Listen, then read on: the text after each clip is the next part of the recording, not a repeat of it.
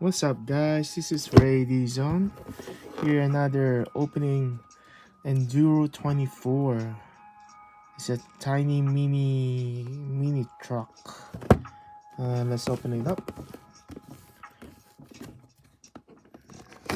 Oops. Be careful.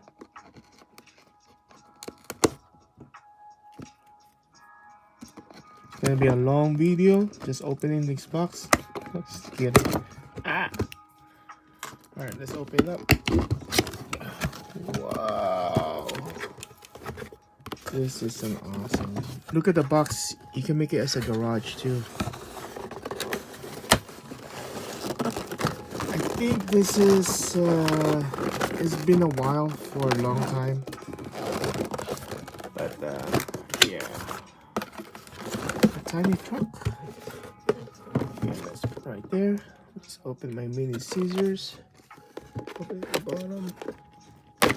Oh, it worked. Yeah. Open up. This is it. Tiny. It's my first one. My first tiny mini truck. Look at the pin. It's so small. What do we have here? I'm not a techie person, but yeah, it looks good. I heard it's not the best one.